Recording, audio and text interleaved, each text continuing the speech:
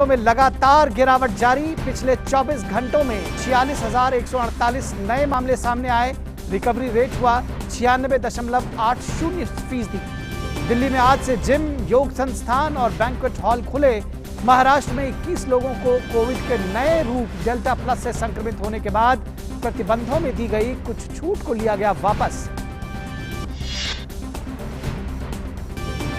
जम्मू में Kaluchak military station के नजदीक 2 ड्रोन्स को देखा गया। रविवार रात को सुरक्षा बलों ने 2 ड्रोन्स को किया चिन्हित। सुरक्षा बलों की फायरिंग के बाद ड्रोन फरार। सुरक्षा बलों द्वारा जांच जारी।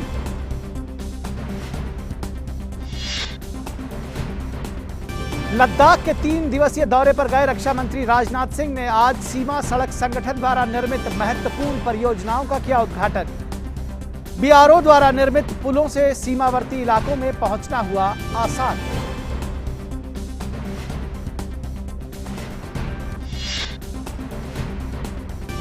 और यूरो कप में आज प्री क्वार्टर फाइनल मुकाबले स्पेन और क्रोएशिया के बीच होगा पहला मुकाबला। वहीं दूसरे मुकाबले में फ्रांस और स्विट्जरलैंड की टीमें होंगी आमने सामने।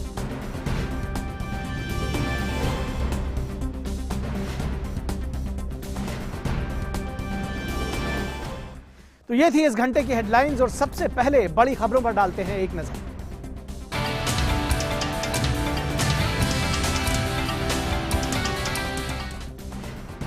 आज नई दिल्ली में स्वास्थ्य मामलों को लेकर 29वें GOM की बैठक हुई।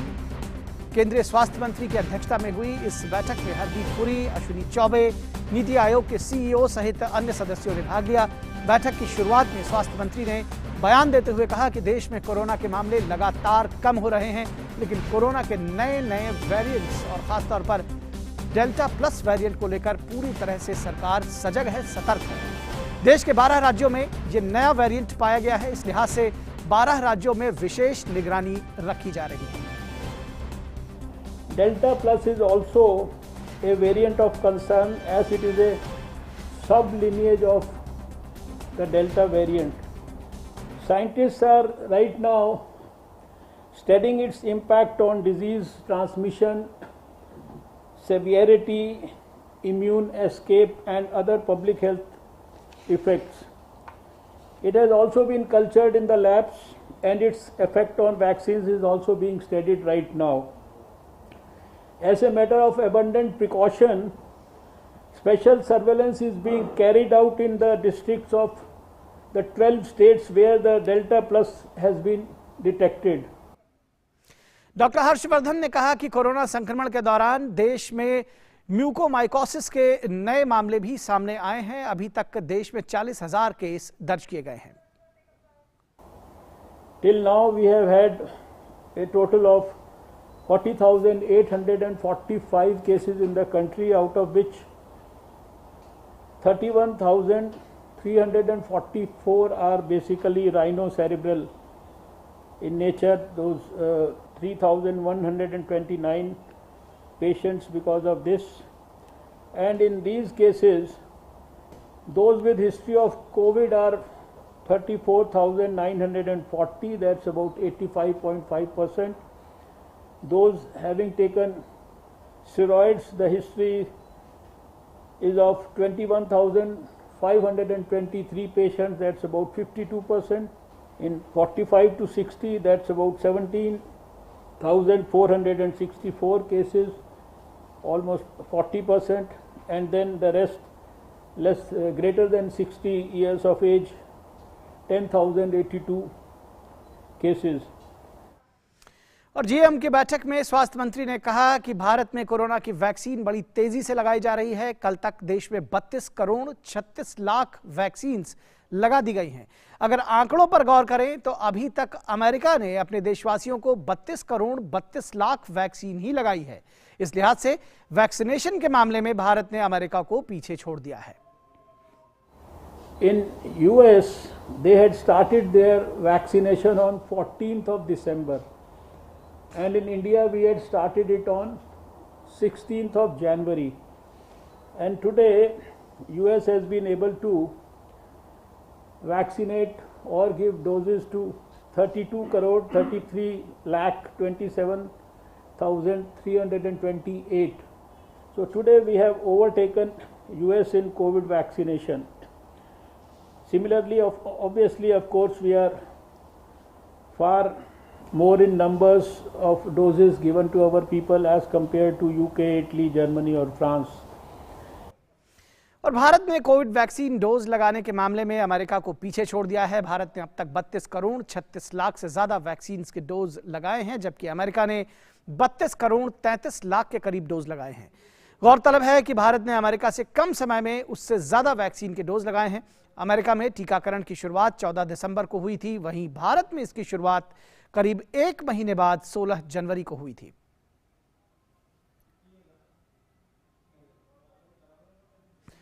और प्रधानमंत्री नरेंद्र मोदी ने कोविड टीकाकरण अभियान में भारत द्वारा हासिल की गई अहम उपलब्धि पर खुशी जाहिर की है। भारत ने कोविड के टीकाकरण में अमेरिका को पीछे छोड़ दिया है और जैसा कि हमने आपको बताया कि देश में अब तक 32 करोड़ 36 लाख से अधिक कोविड टीकों की खुराक दी जा चुकी है, जो अमेरिका में लगाए गए टीकों की तुलना में 33 लाख ज्यादा है। प्रधानमंत्री नरेंद्र मोदी ने ट्वीट करते हुए कहा है कि भारत का टीकाकरण अभियान गति पकड़ रहा है। सभी को मुफ्त वैक्सीन देने की प्रतिबद्धता दोहराते हुए प्रधानमंत्री ने टीकाकरण के प्रयासों को आगे बढ़ाने वालों को बधाई दी।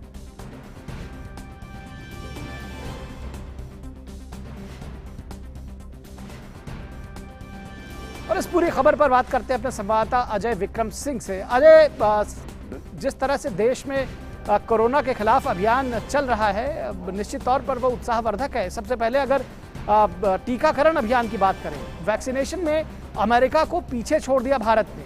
कितनी तेज गति से आप समझते हैं ये टीकाकरण अभियान चल रहा है, कितनी बड़ी उपलब्धि है ये? देखिए निखिल, अगर हम वैक्सीनेशन की बात करें तो अमेरिका में वैक्सीनेशन शुरू हुआ था मिड दिसंबर 2020 में और 16 जनवरी को शुरू हुआ 2021 में भारत का वैक्सीनेशन। और उस लिहाज से जिस तरह से स्ट्रेटजी बनाई गई और वैक्सीनेशन की प्रोसेस को शुरू किया गया और लोगों तक पहुंचाने की जिस तरह से काम किया गया, वैक्सीन को तैयार करने में जिस तरह से तेजी की गई, उन सब चीज़ों का असर ये देखने को मिला कि आज की तारीख में पूरे विश्व में अगर हम वैक्सीन के लिहाज से बात करें तो सबसे ज़्यादा वैक्सीन भारत में लगाई गई है। अमेरिका को तो खासतौर से पीछे छोड़ा है और जो यूरोपियन कंट्रीज हैं, अगर हम आबादी के लिहाज से बात करें और संख्या की बात करें तो भारत ने जो 32 करोड़ 36 लाख वैक्सीन लगाई है और इतने कम समय में, वो एक काफ़ी उत्साहजनक बात है और आगे की भी तैयारी इसी तरह की है। उम्मीद है कि जो लक्ष्य निर्धारित किया गया है तब तक वैक्सीनेशन पूरे देश में हो जाएगा। ये इस लिहाज से भी अहम है कि अपने इतने बड़े देश में, इतने बड़े जहां भौगोलिक परिस्थितियां हैं, वहां तक वैक्सीन पहुंचाना और जो इस तरह से स्टाफ है उनको मैनेज करना, जो सेंटर से मैनेज करना और उसके बाद भी इस तरह की गति बनाए रखना, ये एक बहुत बड़ी बात है। और ये हेल्थ केयर वर्कर्स और जो हमारे डॉक्टर्स और जो हॉस्पिटल्स हैं उनके लिए काफ़ी उत्साह की बात है और प्रधानमंत्री ने भी इस पर काफ़ी खुशी जाहिर की है।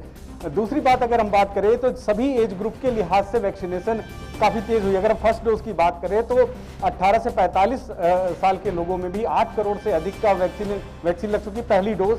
दूसरी डोज अगर हम 60 साल के ऊपर की बात करें तो वो 6 करोड़ से ज़्यादा के लोगों की लग चुकी है। तो इस लिहाज से हम बात करें तो वैक्सीन की फर्स्ट डोज के लिहाज से बहुत तेजी से वैक्सीन हुआ है और दूसरी डोज भी 60 साल के ऊपर के लोगों की काफी कंप्लीट, लगभग कंप्लीट होने की कगार पर है और जो 45 से 60 के ऊपर है उनकी भी तेजी से चल रही है। तो अगर हम इसी स्पीड से अगर होती रही तो निश्चित तौर पर भारत में वैक्सीनेशन समय पर पूरा हो जाएगा। निश्चित तौर पर, और जो वैक्सीनेशन की जो गति है उसको बढ़ाया गया है, जो number of doses per day है उसको बढ़ाया गया है। अजय, अगर हम कोरोना के खिलाफ ओवरऑल जो हमारी जंग चल रही है उसकी बात करें, जिस तरह से ट्रैक, टेस्ट और ट्रीट करने की बात की जो एक रणनीति रही है, उसके साथ ही साथ जो टेस्ट बढ़ाए गए हैं लगातार, बावजूद उसके ये देखा जा रहा है जो डेल्टा वेरिएंट है, डेल्टा प्लस वेरिएंट है, वो अभी भी चिंता का कारण है। किस तरह से आपको लगता है कि इससे निपटने की तैयारी की जा रही है और कितना बड़ा ये चैलेंज, एक तरह से कितना बड़ा थ्रेट अभी भी हमारे सामने बना हुआ है?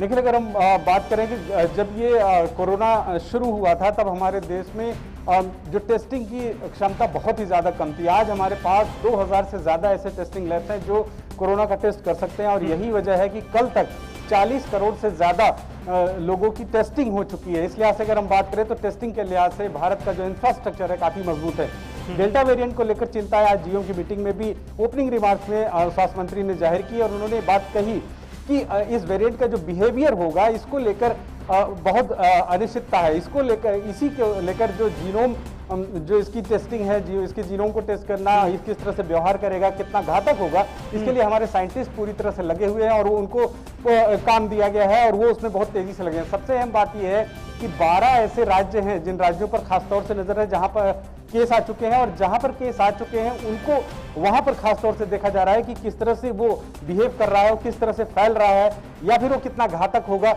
या फिर उससे किस तरह की रणनीति बनाई जाए। इस पर बहुत तेजी से काम हो रहा है, जिससे अगर ऐसा कोई स्थिति आती है तो उससे हम निपट सकें। दूसरी बात यह कि जो डेल्टा प्लस वेरिएंट है, इस वेरिएंट के बारे में बहुत ज्यादा जानकारी इकट्ठा करना ही एक बहुत बड़ा बचाव होगा। इस पर ज्यादा काम किया गया। आज जीओएम की मीटिंग में भी बात कही गई कि सबसे पहले ये किस तरह से काम करेगा, इस पर हम नजर रखेंगे, और उसके बाद देश के तकरीबन 176 ऐसे जिले हैं जहां पर ऐसी संभावना जाहिर की गई है, जहां पर ऐसे एक दो इक्का दुक्का भी केस जहां पर आए हैं, उन जिलों पर भी नजर रखी गई है।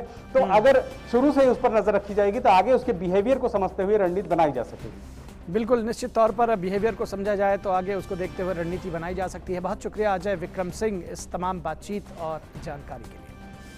और देश में, जैसा कि अभी हमारे संवाददाता ने बताया, कि दैनिक मामलों में लगातार गिरावट जारी है। देश भर में 46,148 नए मामले सामने आए हैं। वहीं देश में अब तक कुल 2,93,09,607 लोग ठीक हुए हैं। इसके साथ ही देश में दैनिक पॉजिटिविटी रेट 2.94% हो गया है। स्वास्थ्य और परिवार कल्याण मंत्रालय के मुताबिक पिछले 24 घंटों में 58,578 लोग उपचार करवाकर स्वस्थ हो चुके हैं, जिसके बाद देश में रिकवरी रेट बढ़कर 96.80% हो गया है। इस समय देश में सक्रिय मामलों की कुल संख्या 5,72,994 है। वहीं पिछले 24 घंटों में 979 मौतें हुई हैं।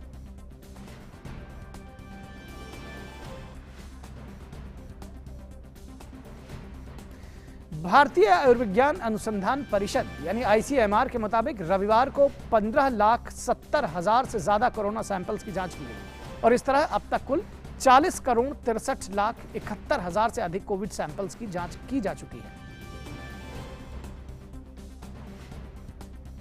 तो ऐसे में साफ है कि कोरोना महामारी के खिलाफ भारत की लड़ाई लगातार जारी है। कोरोना वायरस के जंग में निर्णायक भूमिका निभाने के लिए रक्षा अनुसंधान और विकास संगठन यानी DRDO द्वारा विकसित कोरोना की दवा 2DG के व्यावसायिक लॉन्च का ऐलान कर दिया गया है। डॉक्टर रेड्डीज लेबोरेटरीज ने कहा है कि वो देश भर के प्रमुख सरकारी और निजी अस्पतालों को इस दवा की आपूर्ति करेगा। शुरुआती हफ्तों में कंपनी महानगरों और Tier 1 शहरों के अस्पतालों में दवा उपलब्ध कराएगी। बाद में शेष भारत में इसकी आपूर्ति का विस्तार किया जाएगा। सरकारी संस्थानों को दी जाने वाली रियायती दर के साथ ही ये दवा के प्रत्येक पाउच का अधिकतम खुदरा मूल्य 990 रुपया तय किया गया है। दवा केवल अस्पताल में भर्ती के माध्यम से मध्यम से गंभीर कोविड रोगियों को चिकित्सकों की देखरेख में देखभाल के मौजूदा मानकों के तहत एक सहायक चिकित्सा के रूप में दी जा सकती है। यह गौर करने वाली बात है कि 1 मई 2021 को DCGI ने इस दवा के आपातकालीन उपयोग को अनुमति दी थी। और एम्स दिल्ली के निदेशक डॉक्टर रणदीप गुलेरिया ने देश में एक मजबूत स्वास्थ्य सेवा प्रणाली की जरूरत पर जोर दिया है। भारतीय उद्योग परिसंघ यानी CII द्वारा वर्चुअल रूप से आयोजित दूसरे सार्वजनिक स्वास्थ्य शिखर सम्मेलन में डॉक्टर गुलेरिया ने सार्वजनिक स्वास्थ्य क्षेत्र में निवेश और प्रौद्योगिकी का उपयोग बढ़ाने की आवश्यकता पर को भी रेखांकित किया। What COVID-19 has shown us is that we need a robust healthcare system. What are the challenges that we have in front of us, which I think we need to address? One is, of course, like I've already mentioned, underinvestment as far as health is concerned. And this has been one of the biggest challenges during the pandemic that we need to address. The second important issue that I'd like to touch upon, and I think this is very important, because this is where we need to move ahead, keeping the future in mind, is that healthcare, public health system should be driven by technology and data. And this should help us in making evidence-based decisions. राष्ट्रीय स्वास्थ्य प्राधिकरण के CEO और CoWIN platform के प्रमुख doctor RS Sharma ने कहा है कि कोविन प्लेटफॉर्म पर 3,000 मिलियन से अधिक पंजीकरण और टीकाकरण बढ़ा है। उन्होंने कहा कि ऐप टीकाकरण वाले व्यक्तियों का डेटा रखा जाता है। CoWIN platform which has been deployed in the country and which today actually has become an extremely scalable platform. in about 5 months' time, it was launched on 16th of January when the Honorable Prime Minister had launched this program. In 5 months' time, it has grown to 300 million plus. There are 300 million plus registrations and vaccinations, and their granularity is each individual. So basically, now this platform keeps an account of each individual. When was he vaccinated the first time, which vaccine was administered to him, what were the adverse impact, if any, which the person had sort of experienced, what is the vaccine type, who vaccinated him, everything is there. And then of course a continuous follow-up for him to basically remind him about the second dose of vaccination. That's really something very, very unique in the world. तो जिन इलाकों में Covid का संक्रमण कम हो रहा है वहां पर अनलॉक की प्रक्रिया जारी है और दिल्ली में आज से जिम और योग संस्थान 50% क्षमता के साथ खुल गए हैं। बैंक्वेट हॉल में शादी समारोह के दौरान 50 लोगों के शामिल होने की भी अनुमति मिल गई है। दिल्ली जिला प्रबंधन प्राधिकरण के इन दिशा निर्देशों के मद्देनजर जिम, योग संस्थानों और बैंक्वेट हॉल्स ने तैयारी शुरू कर दी है। राजधानी में स्कूल और कॉलेजेस फिलहाल बंद रहेंगे। और इस पूरी खबर पर बातचीत करने के लिए हमारे संवाददाता चंद्रशेखर हमारे साथ जुड़ रहे हैं। चंद्रशेखर, किन तैयारियों के साथ में ये अनलॉक की एक जो प्रक्रिया है उसको और आगे बढ़ाया गया है, और अब जो शादी समारोह हैं, जो बैंक्वेट हॉल्स हैं या जिम हैं, उनमें भी उनका भी उपयोग हो सकेगा? तो आम लोगों के लिए तो ये ठीक है ही, जो व्यवसायी हैं उनके चेहरे पर भी एक मुस्कान दिखाई दे रही होगी।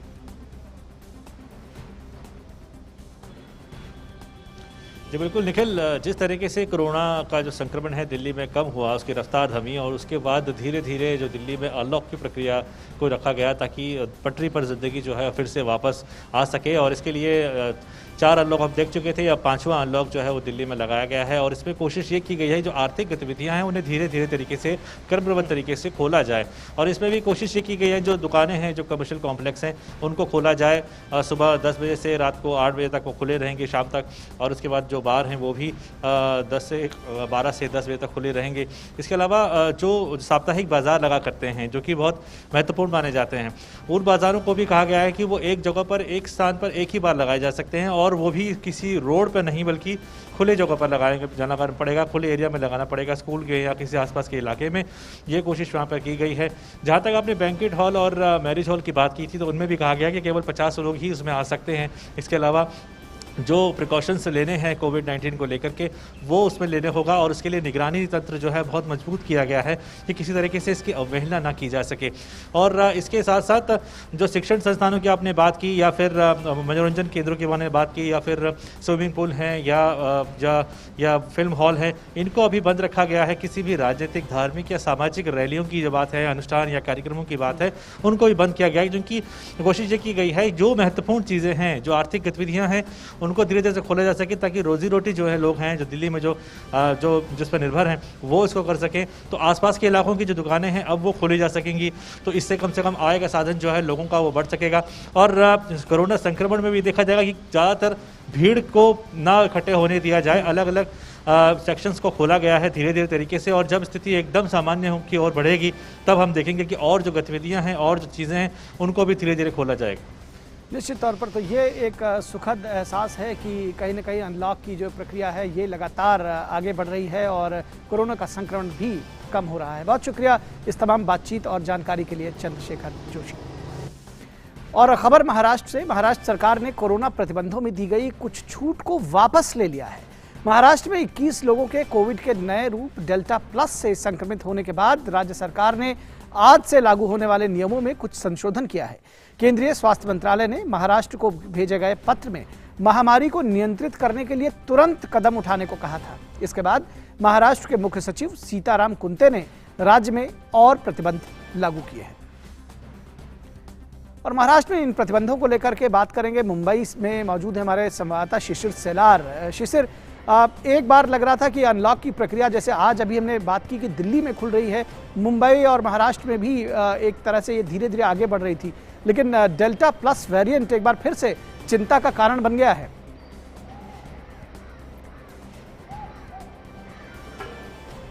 बिल्कुल निखिल, देखिए महाराष्ट्र की बात करें तो महाराष्ट्र में जून महीने से अगर देखा जाए तो अनलॉक की जो प्रक्रिया थी वो धीरे धीरे शुरू हो गई थी, लेकिन जैसे पता चले कि डेल्टा प्लस वेरिएंट जो है उसका महाराष्ट्र में कहीं ना कहीं एंट्री हो चुकी है और तकरीबन 21 लोग जो है इस वेरिएंट के तहत जो है पॉजिटिव पाए गए, जिसमें एक जो मरीज उनकी मौत भी होगी। तो ऐसे में महाराष्ट्र सरकार ने अभी इस वक्त अगर देखा जाए तो एहतियाती कदम उठाए और इसी का नतीजा है कि हम देख पा रहे हैं कि जो प्रतिबंध लगाए थे उन प्रतिबंधों को कहीं ना कहीं सरकार ने जो है और कड़ा कर दिया गया है। ऐसे में अगर देखा जाए इस वक्त तो महाराष्ट्र में जुलाई के महीने में मतलब 1 जुलाई को महाराष्ट्र ने कहा था कि 5 लेवल होंगे जिसके तहत पूरे महाराष्ट्र को बांटा गया था। जहां पर अगर बात करें तो जिस प्रकार से पॉजिटिविटी रेट और साथ ही साथ जो ऑक्सीजन बेड की क्षमता है उसको ध्यान में रखते हुए अलग अलग जिलों को अलग अलग कैटेगरीज में बांटा गया था। तो जहां पर पॉजिटिविटी रेट कम था वहां पर जो है ज़्यादा खुली छूट सरकार ने दी थी और जहां पर पॉजिटिव रेट ज़्यादा था और साथ ही साथ जो ऑक्सीजन बेड ऑक्यूपेंसी ज़्यादा थी वहां पर कम छूट सरकार ने दी गई थी। लेकिन अब अगर इस वक्त देखा जाए तो सरकार ने इन सभी जो छूट दी थी उसको कहीं ना कहीं प्रतिबंधित करते हुए लेवल 3 में पूरे राज्य को रखा गया है। और ऐसे में अगर देखा जाए मसलन मैं अगर बात करूंगा मुंबई की बात करूं तो मुंबई अगर देखा जाए तो वहां पर इस वक्त अगर पॉजिटिविटी रेट देखा जाए तो वो 3% 5 के आसपास लगभग इस वक्त है और साथ ही साथ जो बेड ऑक्यूपेंसी है वो भी काफी कम है, 20% से भी कम बेड ऑक्यूपेंसी जो इस वक्त पूरे मुंबई में है। बावजूद इसके मुंबई अगर देखा जाए इस वक्त तीसरे जो लेवल पर है। तो ऐसे में सरकार ने ऐसे कई सारे नियम लगाए गए जिसके जरिए अगर देख पाए तो कहीं ना कहीं प्रतिबंध लगाने की कोशिश सरकार कर रही है। जहां तक बात करें थिएटर्स और मॉल्स की, हालांकि कुछ कुछ जगह पर महाराष्ट्र में थिएटर्स मॉल्स जो है वो शुरू कर दिए गए थे, लेकिन अब फिर से जो है मॉल्स और मल्टीप्लेक्सेस थिएटर्स जो है बंद रहेंगे। जो रेस्टोरेंट्स है हॉटल्स है वह जो है 50% जो कैपेसिटी से शुरू रहेंगे, लेकिन सिर्फ 4 बजे तक, शाम के 4 बजे तक का ही वक्त उनको दिया गया है। जिम और सैलून की बात करें तो जिम और सैलून भी ओपन रहेंगे लेकिन शाम को 4 बजे तक ओपन रहेंगे। 50% वहां पर जो है एक तय किया है कि वहां पे 50% ही लोग वहां पर आ सकते हैं क्षमता के। तो ऐसे में ये कई सारे प्रतिबंध जो सरकार इस वक्त लगा रही है तो डेल्टा प्लस को देखते हुए सरकार ने ये कदम उठाए गए। दूसरी महत्वपूर्ण बात ये भी है कि जिस प्रकार से थर्ड वेव की पॉसिबिलिटीज महाराष्ट्र की टास्क फोर्स है, इसमें डॉक्टर्स है, बाकी अन्य एक्सपर्ट्स है, उन्होंने कहा था कि यहाँ पर पॉसिबिलिटीज है महाराष्ट्र में थर्ड वेव आने की और संभावना को देखते हुए सरकार नहीं चाहती कि ऐसे में सबसे ज्यादा केसेस बढ़े। इस वक्त महाराष्ट्र का आंकड़ा अगर देखें तो कल के आंकड़े अगर देखा जाए तकरीबन 9000 से ज्यादा केसेस महाराष्ट्र में पाए गए थे। हम बात करें दूसरी वेव की तो दूसरी वेव की जब पीक चल रहा था तब उस वक्त महाराष्ट्र के आंकड़े तकरीबन 50 से 60 हजार के बीच में थे। तो ऐसे में अगर देखा जाए तो आंकड़े जरूर कम हो रहे हैं महाराष्ट्र में धीरे धीरे, लेकिन चूंकि इस वक्त जिस प्रकार से डेल्टा प्लस वेरिएंट पाया गया है और साथ ही साथ तीसरे वेव की आशंका है, तो ऐसे में महाराष्ट्र सरकार नहीं चाहती कि कोई भी छूट जो है दी जाए और फिर से एक बार कोरोना कहर महाराष्ट्र में दिखाई दे। निश्चित तौर पर तो सरकार अपनी तरफ से सजग है, जो अनलॉक की प्रक्रिया है उस पर कहीं ना कहीं लगाम लगी है, लेकिन लोगों को भी जागरूक होना होगा। जो कोविड के प्रोटोकॉल्स हैं उसका ज़रूर पालन करना चाहिए और निश्चित तौर पर हम आप सभी मिल करके इस तीसरी लहर पर रोक लगा सकते हैं। फिलहाल बहुत शुक्रिया इस तमाम बातचीत और जानकारी के लिए शिशिर। और अब बात ताज़ा खबर की।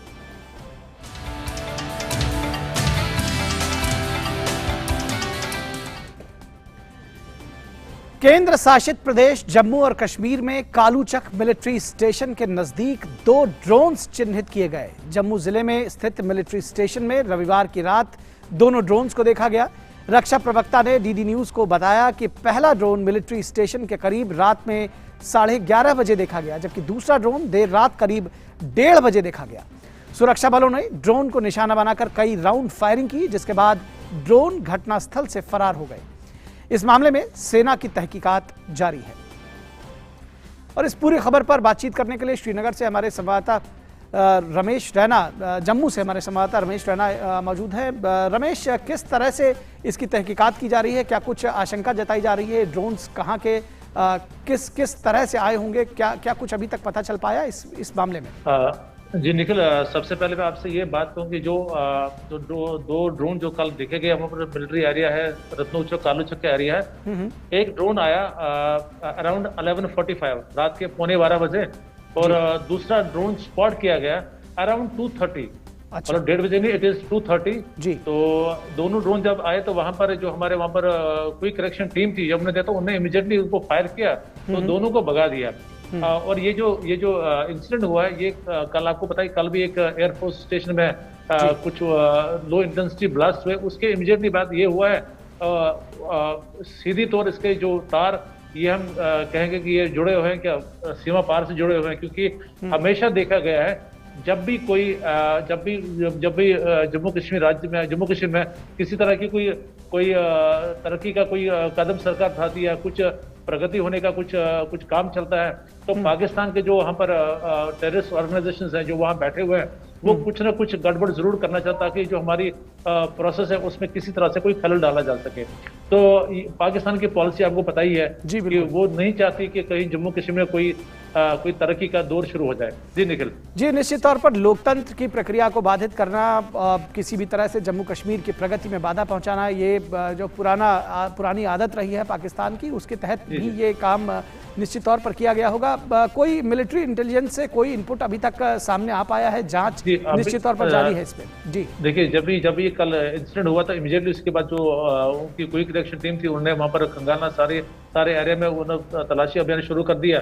और अभी भी तलाशी में, अभी वहां पर सभी जो सिक्योरिटी एजेंसी से वहां पहुंची हुई है, मतलब अभी वहां से कोई जो स्टेटमेंट ये आया है, जो डिफेंस के स्पोक्स पर्सन है, उनका जो ये है कि इस रात के जो टाइमिंग उन्हें बता दिया कि रात के 12:15 बजे और 2:30 बजे आया। तो अभी उसके बाद अभी कोई इशू स्टेटमेंट नहीं हुआ। हाँ, लेकिन एक बात जरूर है कि जो हाई अलर्ट साउंड किया गया, वो तो खैर कल से ही शुरू हुआ था। हाई अलर्ट साउंड किया गया था, और तलाशी जो है, मतलब जो भी वाहन वहाँ उस, क्योंकि हाईवे है ये जम्मू, ये जो मिलिट्री स्टेशन है जम्मू पठानकोट हाईवे पे, जम्मू दिल्ली नेशनल हाईवे पे ही है। और वहाँ पर पुलिस ने काफी चौकसी बरती हुई, जो भी वाहनों की आवाजाही है उनको रोका जा रहा है, उनकी पूरी मतलब गहन तलाशी की जा रही है। और हर चीज देखा जा रहा है कि कहीं कोई मतलब कोई ऐसा व्यक्ति तो नहीं है जो कहीं छुपा हुआ। यहाँ तलाशी अभियान बड़े पैमाने पे शुरू किया गया। अभी उसके बाद कोई ऐसा कोई स्टेटमेंट जारी नहीं किया गया है मिलिट्री, हालांकि सभी एजेंसियां वहां पर जुटी हुई है, क्योंकि ये घटना, जो कल की भी घटना बहुत बड़ी घटना है, हाई सिक्योरिटी एरिया था, और आज जो मिलिट्री एरिया है, मिलिट्री स्टेशन है, तो सीधा उसके ये जो कहा जाएगा कि जो कल का इंसिडेंट और आज का इंसिडेंट है, तो इनको आपस में जोड़ा भी जा सकता है कि ये एक ही था, मंशा यही थी कि इसको किसी तरह से हिट किया जा सके। हालांकि एक कल भी एक बड़ा हादसा टल गया, और आज मतलब हमारे चौकस जो हमारा क्विक रिएक्शन टीम थे, उन्हें एक और जो पॉसिबल अटैक हो सकता था, उसको फिर उन्हें विफल कर दिया। निश्चित तौर पर एक पॉसिबल अटैक जो हो सकता था उसको टाला है। निश्चित तौर पर मिलिट्री एजेंसीज लगातार इसकी जांच कर रही हैं। अभी तक फिलहाल कोई सरकारी बयान जो है ऑथेंटिक तौर पर अभी नहीं आया है, लेकिन जिस तरह से आपने बताया कि जो सुरक्षा व्यवस्था है उसको चाक चौबंद कर दिया गया। बहुत शुक्रिया इस तमाम बातचीत और जानकारी के लिए। और जम्मू कश्मीर के अवंतीपोरा के हरिपरिगाम इलाके में आतंकियों ने एसपीओ फयाज अहमद और उनकी पत्नी की गोली मारकर हत्या कर दी। एसपीओ, उनकी बेटी और पत्नी को इस हमले में गोली लगी थी, जिन्हें इलाज के लिए अस्पताल ले जाया गया। इलाज के दौरान फयाज अहमद और उनकी पत्नी की मौत हो गई। बेटी की हालत गंभीर बताई जा रही है। घटना के बाद इलाके में आतंकियों की तलाश में अभियान शुरू किया गया है। उपराज्यपाल मनोज सिन्हा ने हमले की कड़ी निंदा की है। और खबर उत्तर प्रदेश के मुरादाबाद से, जहां पाकबड़ा थाना क्षेत्र में एक बस और पिकअप के बीच सीधी टक्कर में 5 लोगों की मौत हो गई और कई अन्य लोग घायल हो गए। एसपी सिटी अमित आनंद ने बताया कि टक्कर के बाद बस और पिकअप पलट गए। घायलों को अस्पताल पहुंचाया गया है। हादसे की जांच जारी है।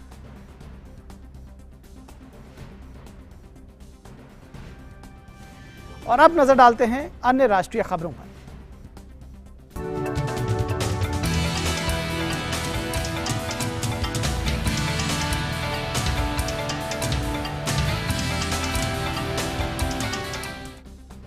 रक्षा मंत्री राजनाथ सिंह ने आज पूर्वी लद्दाख में कुंगयम गांव से 63 पुलों का वर्चुअल रूप से उद्घाटन किया। सीमा सड़क संगठन ने आज सीमावर्ती राज्यों में इन पुलों का निर्माण किया है, जिनका उद्घाटन रक्षा मंत्री ने किया। इन पुलों में जम्मू और कश्मीर में 4, लद्दाख में 11, हिमाचल प्रदेश में 3, उत्तराखंड में 6, सिक्किम में 8, अरुणाचल प्रदेश में 29, नागालैंड में 1 और मिजोरम में 1 पुल शामिल है। पुलों की शुरुआत से सेना न केवल सीमावर्ती इलाकों तक तेजी से पहुंच सकेगी, बल्कि स्थानीय लोगों को भी आने जाने में आसानी होगी। इस मौके पर रक्षा मंत्री ने कहा कि आजादी की 75वीं वर्षगांठ से पहले सीमा सड़क संगठन ने देश को 75 पुलों और सड़कों को बनाकर देश के विकास को गति दी है। इसे 12 सड़कों का लोकार्पण हुआ था। आज 63 ब्रिजेज और रोड्स इनका लोकार्पण हो रहा है, सब मिला मिलाकर 75 यानी कि हम आजादी के 75वें वर्ष में प्रवेश कर रहे हैं। तो ऑर्डर रोड ऑर्गेनाइजेशन ने यह फैसला किया कि हम 75 ऐसे कार्यों का जिनका हमने निर्माण किया है, हम इस राष्ट्र को समर्पित करेंगे। और रक्षा मंत्री ने कहा कि लद्दाख को केंद्र शासित प्रदेश बनाने के पीछे मुख्य कारण आतंकवाद और सामाजिक आर्थिक विकास की कमी थी।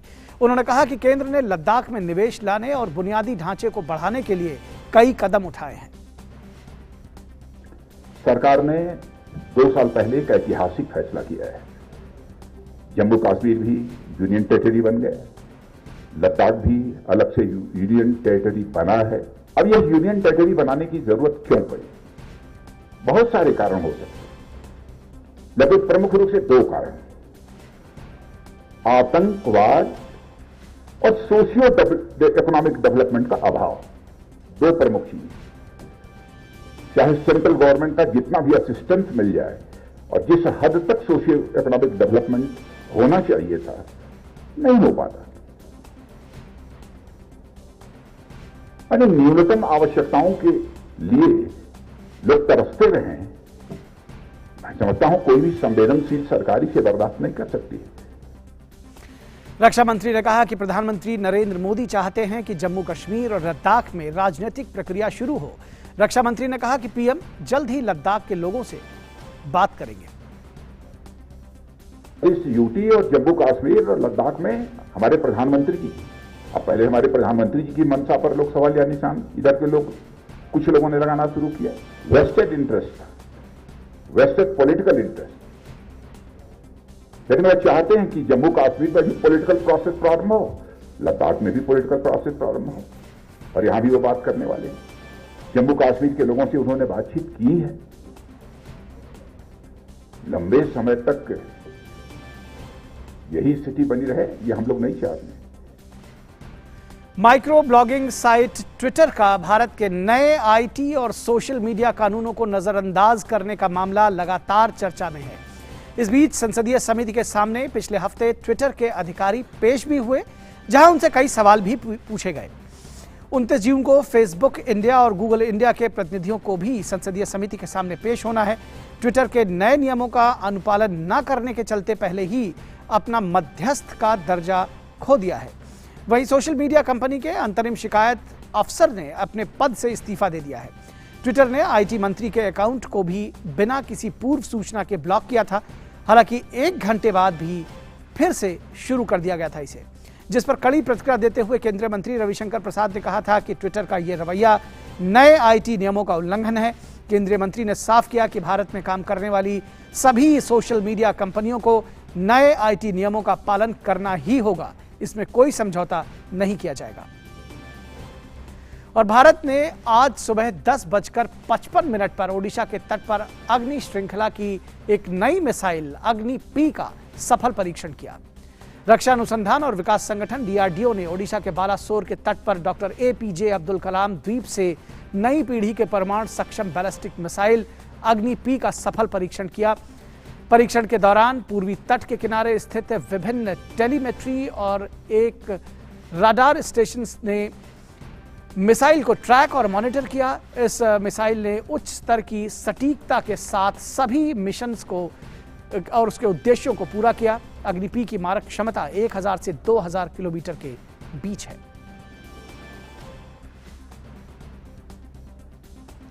तो भारत की रक्षा पंक्ति को और अभेद्य बनाती हुई एक और मिसाइल अग्नि श्रेणी की अग्नि पी। और मिड डे प्राइम में फिलहाल रुकेंगे एक छोटे से ब्रेक के लिए। आप कहीं मत जाइएगा, हम जल्द हाजिर होंगे।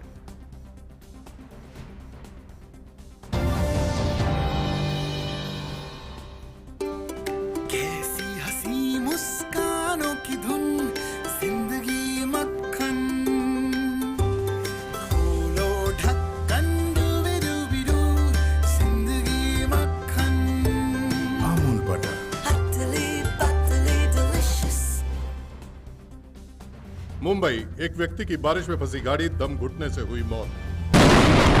बारिश के समय सड़क पर भरे पानी में न जाएं। आपकी गाड़ी पानी के नीचे न दिखने वाले गड्ढों में फंस सकती है। गाड़ी का इलेक्ट्रॉनिक सिस्टम भी खराब हो सकता है। गाड़ी के खिड़की दरवाजे जाम हो सकते हैं और दम घुटने के कारण आपकी जान भी जा सकती है। बारिश के समय रेडियो और इंटरनेट से मौसम की जानकारी लेते रहें। बचाव के लिए गाड़ी में हथौड़ी आदि रखें। गाड़ी गड्ढों या बहते पानी में न ले जाएं। आधा मीटर ऊंचा पानी भी आपकी गाड़ी बहा कर ले जा सकता है। बरसात के समय बिजली के खंभे के नीचे न रुकें और टूटे हुए बिजली के तारों से सावधान रहें। तैयारी में है समझदारी।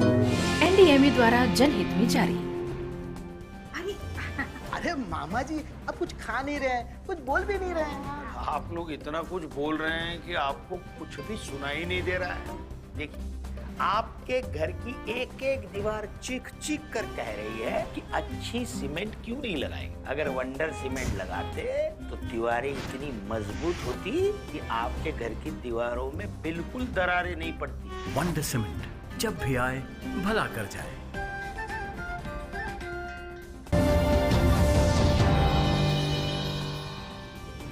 ब्रेक के बाद मिड डे प्राइम में एक बार फिर आप सभी का स्वागत है और अब देखते हैं अर्थ जगत से जुड़ी खबरें।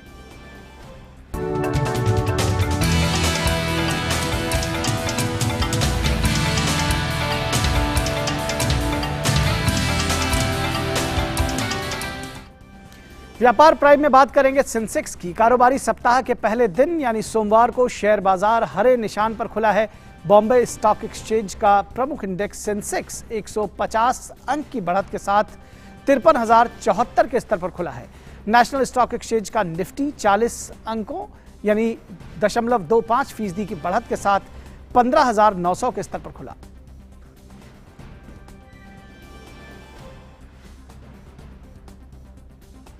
साल 2020-21 के लिए खाद्य सब्सिडी की राशि 5 लाख करोड़ के करीब हो सकती है।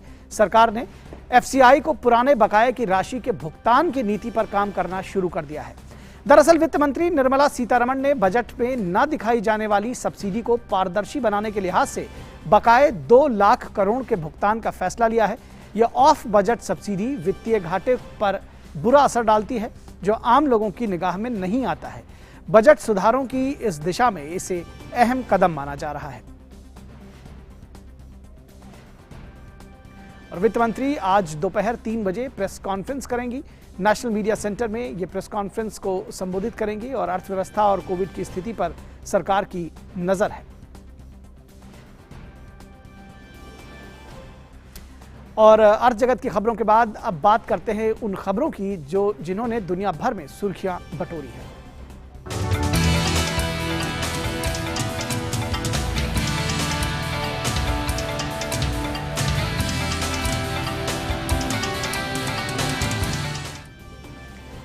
अमेरिका ने सीरिया और इराक में ईरान समर्थित आतंकियों को ठिकानों पर हवाई हमले किए हैं। दरअसल इराक में अमेरिका सेना के कैंप पर आतंकियों ने ड्रोन से हमला किया था, जिसके बाद जवाबी कार्रवाई करते हुए अमेरिका ने ये हवाई हमले किए हैं।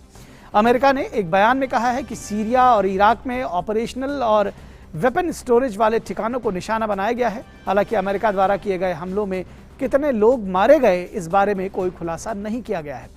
गौरतलब है कि राष्ट्रपति बनने के बाद 5 महीनों के भीतर बाइडेन ने दूसरी बार ईरान समर्थित आतंकियों के खिलाफ हमले का आदेश दिया है।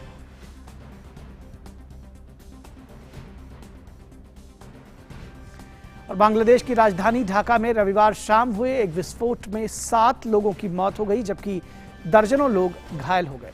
विस्फोट के कारणों का अभी तक पता नहीं चल सका है। विस्फोट ढाका के मोग बाजार इलाके की एक इमारत में हुआ। विस्फोट इतना तीव्र था कि आसपास की करीब 7 इमारतें क्षतिग्रस्त हो गई। खबरों के मुताबिक दुकान में गैस पाइपलाइन या गैस सिलेंडर्स में से किसी तरह की खराबी विस्फोट का कारण हो सकती है। करीब 50 घायलों को अस्पतालों में भर्ती कराया गया है, जिनमें से 10 की हालत नाजुक बनी हुई है।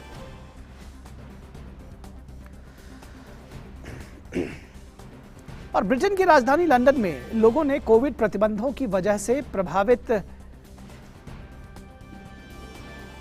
और निश्चित तौर पर जो कोविड के प्रतिबंध हैं उससे लोगों को प्रभाव हुआ है और राजधानी में लोग उससे प्रभावित हुए हैं। फिलहाल इस खबर पर और ज़्यादा जानकारी हम आपको देंगे, लेकिन फिलहाल रुकेंगे एक छोटे से ब्रेक के लिए। कहीं मत जाइएगा, जल्द हाजिर होंगे।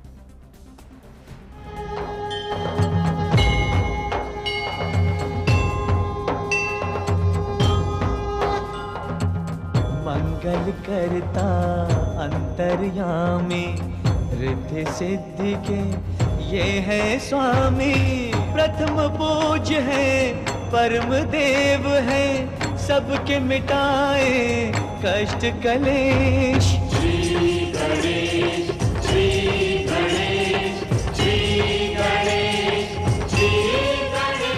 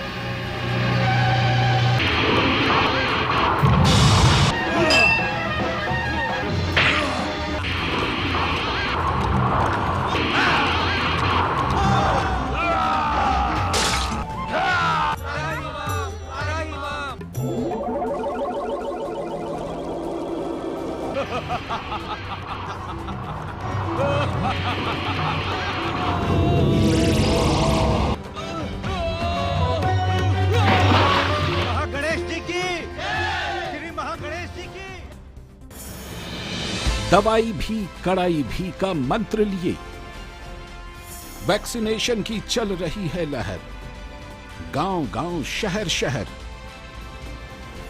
लेकिन जब इतना किया है सब्र, तो थोड़े और समय रखें कोरोना पर कड़ी नजर। ब्रेक के बाद एक बार फिर आप सभी का स्वागत है और खबर ब्रिटेन से। ब्रिटेन की राजधानी लंदन में लोगों को कोविड प्रतिबंधों की वजह से प्रभावित मनोरंजन उद्योग के समर्थन में प्रदर्शन किया। लोगों ने क्लब म्यूजिक के समय में लंदन की सड़कों पर उतरकर नाच गाने के माध्यम से अपना विरोध प्रदर्शन जताया। पिछले कई महीनों से जारी लॉकडाउन और कोविड प्रतिबंधों की वजह से ब्रिटेन में मनोरंजन उद्योग को काफी नुकसान पहुंचा है। विरोध प्रदर्शन के दौरान लोग कोविड प्रोटोकॉल की धज्जियां उड़ाते दिखे। लोगों ने सोशल डिस्टेंसिंग का पालन किए बिना ही सेंट्रल लंदन से लेकर संसद तक मार्च किया। प्रधानमंत्री बोरिस जॉनसन ने 19 जुलाई तक बाकी बचे प्रतिबंधों के हटने की उम्मीद जताई है। गौरतलब है कि ब्रिटेन में इसी माह में प्रतिबंधों को हटाने की योजना थी, लेकिन डेल्टा वेरिएंट की वजह से बढ़ते मामलों को देखते हुए इसे जुलाई तक के लिए टाल दिया गया। ब्रिटेन के मनोरंजन उद्योग से जुड़े लोगों ने लॉकडाउन को तुरंत हटाने की मांग करते हुए कहा कि रात के समय में लगभग 50% बिजनेस खत्म होने की कगार पे है।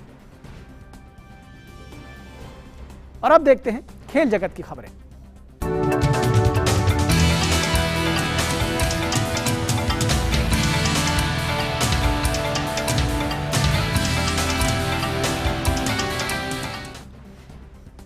और खेल जगत की खबरों के लिए चलेंगे अपने सहयोगी अशोक मारतोलिया के पास। अशोक, बहुत स्वागत है आपका। किन खबरों को दिखाएंगे हमारे दर्शकों को खेल जगत से? शुक्रिया निखिल। खेल प्राइम में खबरों की शुरुआत करते हैं आर्चरी से। विश्व तीरंदाजी चैंपियनशिप के स्टेज 3 में शानदार प्रदर्शन करने वाली तीरंदाज दीपिका कुमारी दुनिया की नंबर 1 तीरंदाज बन गई है। पेरिस में आयोजित तीरंदाजी विश्व कप में दीपिका ने गोल्ड मेडल की हैट्रिक लगाई और इतिहास को दोहराने में सफल रही। सबसे पहले दीपिका ने महिला टीम के साथ फाइनल में मैक्सिको को 5-1 से हराकर गोल्ड मेडल जीता। इसके बाद अतानु दास के साथ मिलकर तीरंदाजी विश्व कप के मिक्स्ड रिकर्व इवेंट में गोल्ड मेडल हासिल किया। यही नहीं, दीपिका ने व्यक्तिगत इवेंट में भी कमाल कर दिखाया और रूस की एलिना ओसिपोवा को 6-0 से हराकर गोल्ड मेडल पर कब्जा किया।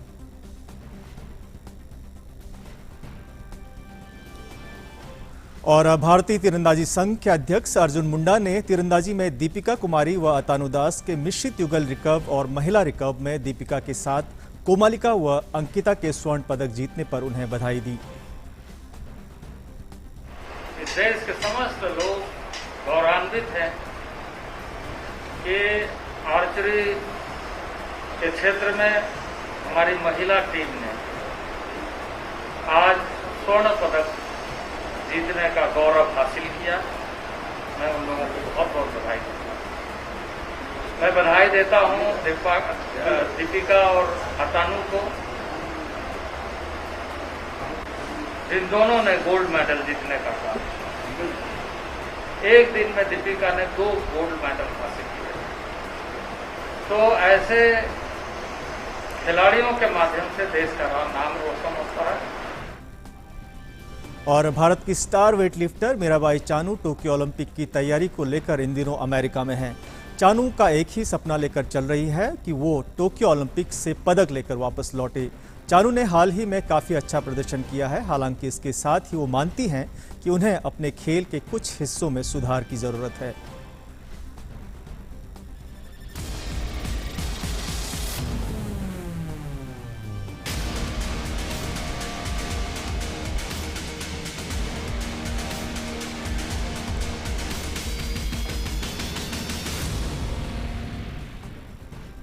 टोक्यो ओलंपिक में पदक की बड़ी उम्मीद का नाम मीराबाई चानू है।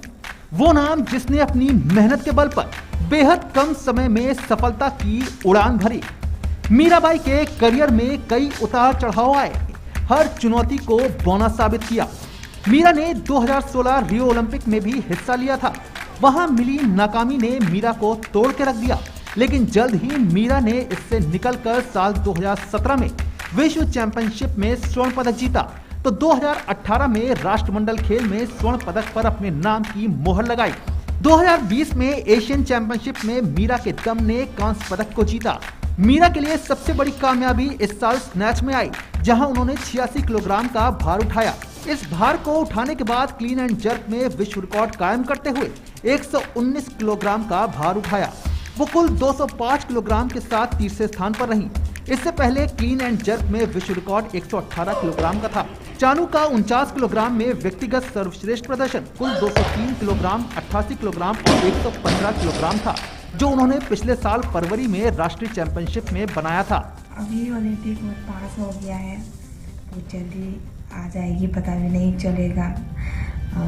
तो बहुत टेंशन भी है, क्योंकि सब भारतवासियों ने हमको, हमारे ऊपर, मेरे ऊपर होप किया है कि एक मेडल लेके आएगी। तो इसकी वजह से प्रेशर आते हैं कि क्या होगा, उनका सब होप को मैं कर पाएगी या नहीं। तो बस मेरी तरफ से मैं पूरा मेहनत और कोशिश करके मैं बेस्ट परफॉर्मेंस दूंगी टोक्यो ओलंपिक में। उत्तर कोरिया के पीछे हटने के साथ अब चानू 49 किलोग्राम भार वर्ग में दूसरे स्थान पर मौजूद भारोत्तोलक हैं।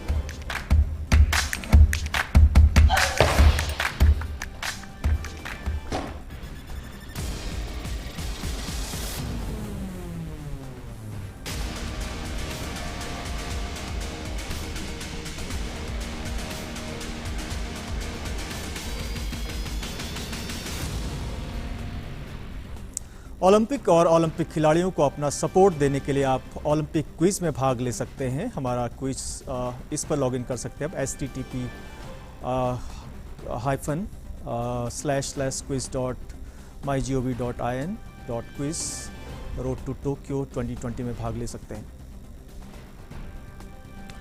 और बात करते हैं फुटबॉल की। यूरो कप के प्री क्वार्टर फाइनल में आज स्पेन का सामना क्रोएशिया से होगा। इस मैच में स्पेन को फेवरेट माना जा रहा है, लेकिन इस महत्वपूर्ण मैच से पहले क्रोएशिया की टीम को बड़ा झटका लगा है। टीम के फॉरवर्ड खिलाड़ी इवान पेरिसिक कोरोना की चपेट में आ गए हैं और वह आज स्पेन के खिलाफ होने वाले मुकाबले में खेलते नजर नहीं आएंगे।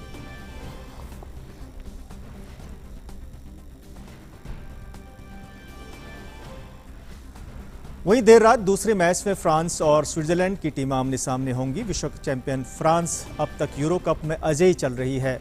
फ्रांस ने ग्रुप स्टेज की शुरुआत जीत के साथ की और फिर ग्रुप एफ के बाकी टीमों के साथ उन्होंने ड्रॉ खेला।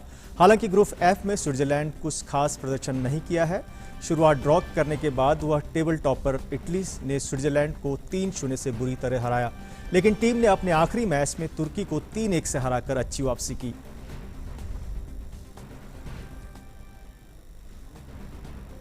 तो फिलहाल खेल प्राइम में इतना ही। वापस चलते हैं निखिल के पास। नमस्कार। बहुत शुक्रिया अशोक इन तमाम खबरों को हमारे दर्शकों के साथ साझा करने के लिए। और अब बाकी हमारे अगले सेगमेंट लाइफ प्राइम की।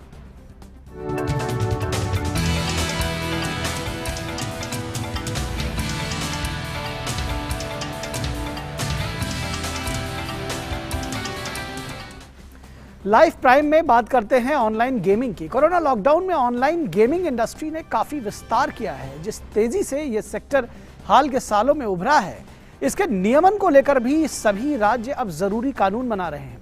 कोशिश इस बात की जा रही है कि गेमिंग के नाम पर जुआ और सट्टेबाजी जैसे अपराधों को बढ़ावा कतई न मिल सके। पिछले एक दशक में देश के कोने कोने में हाई स्पीड इंटरनेट और मोबाइल फोन की पहुंच ने मोबाइल गेम्स खेलने वालों की तादाद में जबरदस्त इजाफा किया है। यही वजह है कि निवेशकों और आईटी कंपनियों की नजरें इस सेक्टर पर टिकी हैं। लेकिन इनके साथ ही सरकारों की भी नजर ऐसे गेमिंग प्लेटफॉर्म पर है जो गेम्स की आड़ में ऑनलाइन जुए को बढ़ावा दे रही हैं। केरल, तमिलनाडु, आंध्र प्रदेश और तेलंगाना ऑनलाइन रमी गेम पर पाबंदी लगा चुके हैं। हाल ही में उत्तर प्रदेश राज्य विधि आयोग ने भी अपनी रिपोर्ट में राज्य सरकार से सिफारिश की है कि ऑनलाइन जुए और सट्टेबाजी को गैर जमानती अपराध बनाया जाए। कई अन्य राज्यों ने ऑनलाइन गेमिंग के नियमन को लेकर कानून बनाए हैं। हालांकि ज्यादातर राज्य गेम ऑफ स्किल्स और गेम ऑफ चांस को अलग रखने की बात करते हैं। गेम ऑफ स्किल्स में ऐसे गेम आते हैं जिनमें जीत के लिए कुशलता की जरूरत है, जबकि गेम ऑफ चांस किसी लॉटरी की तरह हैं। इस सेक्टर से जुड़े लोग भी मानते हैं कि स्पष्ट नियमों से सभी को फायदा होगा। Robust regulatory framework would create a great level playing field, and just like any other industry over the last 20-25 years since the industry is opened, we have thrived, we have grown. Robust regulatory framework would only go a long way in achieving that goal. पिछले एक साल में corona lockdown में gaming industry ने काफी कमाई की। एक स्वतंत्र अध्ययन के मुताबिक 2020 में ऑनलाइन गेमिंग का मार्केट करीब $1 अरब तक रहने का अनुमान है। लेकिन कई ऐसे गेमिंग प्लेटफॉर्म हैं जो सख्त कानून की कमी का फायदा उठा रहे हैं और सट्टेबाजी व जुए को बढ़ावा देते हैं। विकास सारथी, डीडी न्यूज, दिल्ली। और भारत ने खिलौना उद्योग विकसित करने के लिए स्टार्टअप तकनीक और युवाओं के सामर्थ्य को बढ़ावा देने की जरूरत पर जोर देते हुए प्रधानमंत्री नरेंद्र मोदी ने भारत को खिलौना विनिर्माण का हब बनाने पर जोर दिया है। देश में खिलौने से जुड़े रोजगार, व्यापार और कारोबार पर आधारित देखते हैं ओपी यादव की ये खास रिपोर्ट। हमारे देश में लोकल खिलौनों की बहुत समृद्ध परंपरा रही है।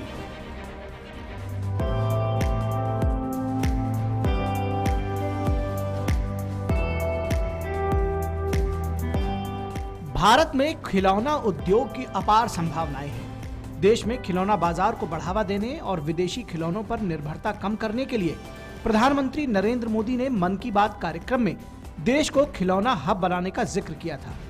इसी क्रम में टॉय कैथॉन 2021 का आयोजन किया गया।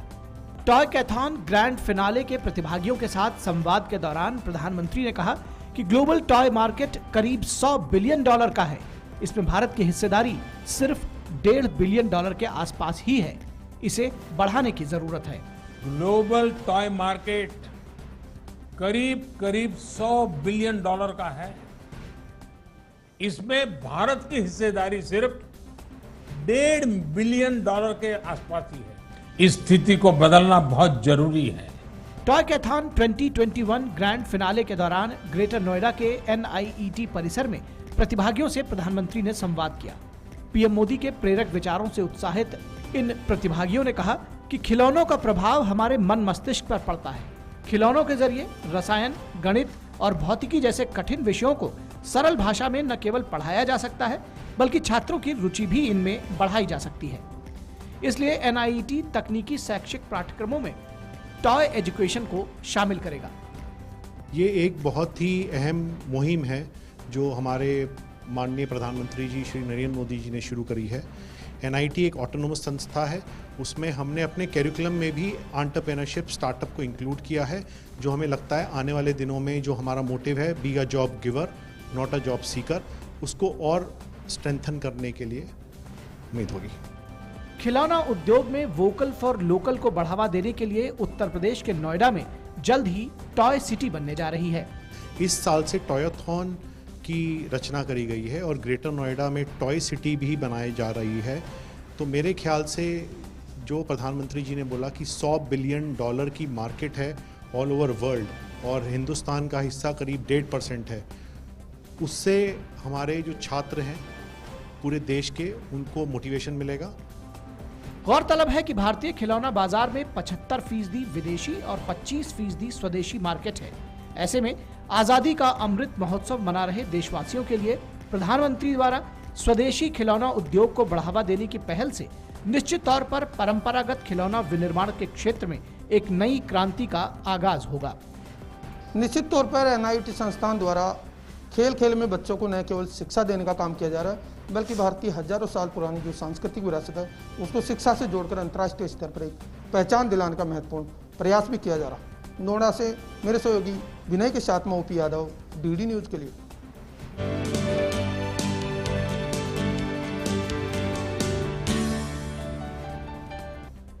तो मिड डे प्राइम के आज के अंक में बस इतना ही, लेकिन चाहने से पहले हम एक बार आपको फिर से याद दिला दें कि कोरोना के खिलाफ हमारी जंग जो है वो लगातार जारी है और ऐसे में कोविड अप्रोप्रिएट बिहेवियर का ख्याल आपको ज़रूर रखना है। मास्क लगाए रखना है, हाथों को सैनिटाइज करना है, धुलते रहना है और सोशल डिस्टेंसिंग का पालन भी ज़रूर करना है। स्वस्थ रहिए, आनंदित रहिए। नमस्कार।